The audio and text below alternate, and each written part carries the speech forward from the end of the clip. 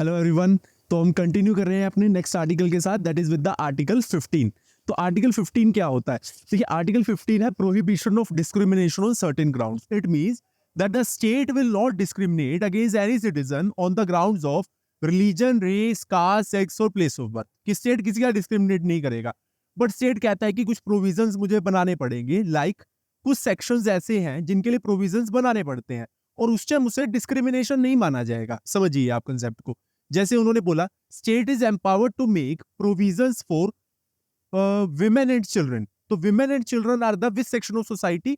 Like weaker section. जैसे reservation of coach for the women in the Delhi metro. तो ये कोई डिस्क्रिमिनेशन नहीं है ना, कि बल्कि उनके साथ थोड़ा हरासमेंट होता है, ऐसे इश्यूज होते हैं, तो इसलिए वो बनाया गया है। सेकंड जो रूल है यहाँ पे, that the state can make provisions for the SCBCs. What are SCBCs? Socially and educationally backward classes or the citizens of SC, ST as well as the OBC. अभी इसमें EWS भी आ गया, and this will not be treated as a discrimination. ये basic बताया गया है state के द्वारा। बट उन्होंने कहा है कि OBCs में जो OBC होते हैं, उनमें जो क्रीमी लेयर का कंसेप्ट बनाया था सुप्रीम कोर्ट ने। What was the concept of the creamy layer? Supreme court ने बोला कि ओबीसीज में जो एडवांस्ड सेक्शन है उनको क्रीमी लेयर बोला जाएगा, कि भैया जो अपना खुद से कर सकते हैं तो उनको तो कोई जरूरत नहीं है रिजर्वेशन देने की। अब ये लोग कौन है? Persons holding constitutional post like president, vice president. इनके बच्चों को तो जरूरत नहीं है रिजर्वेशन का। सुप्रीम कोर्ट, हाई कोर्ट के जजेस, group A class 1, group B class 2, इन सबको रिजर्वेशन नहीं मिलेगा अंडर द ओबीसी। तो आप मुझे बताइए, क्या एससी और एसटी में भी क्रीमी लेयर का कंसेप्ट होना चाहिए? इसके ऊपर still debate is going on और आगे देखा जाएगा गवर्नमेंट इसको कैसे हैंडल करेगी।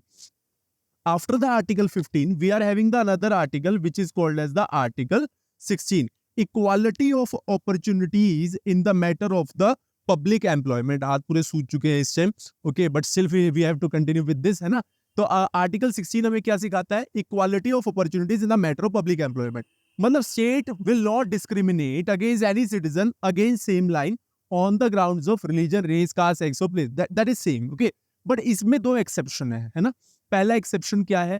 The state can make reservation for the backward classes and this will not be treated as discrimination.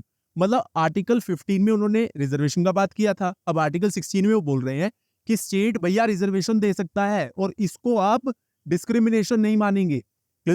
और दूसरा, office related to religious institution और the member of its governing body should belong to that particular religion. मतलब अगर कोई religious institution है, जैसे श्री माता वैष्णो देवी, वहां पे जो पुजारी काम करेंगे, श्री राम मंदिर अयोध्या, या फिर आप बात करते हैं about the you can take the example Moinuddin Chishti Dargah into the Ajmer Sharif.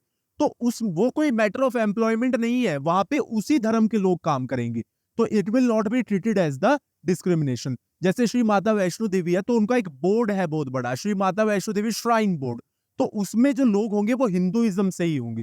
तो ये तो हमें क्लियर ही है ये चीज कि वो कोई मैटर ऑफ एम्प्लॉयमेंट नहीं होता और वो कोई डिस्क्रिमिनेशन भी नहीं है। Okay, that is about the article 16। I think so आपको दोनों आर्टिकल क्लियर हुए हैं। Thank you.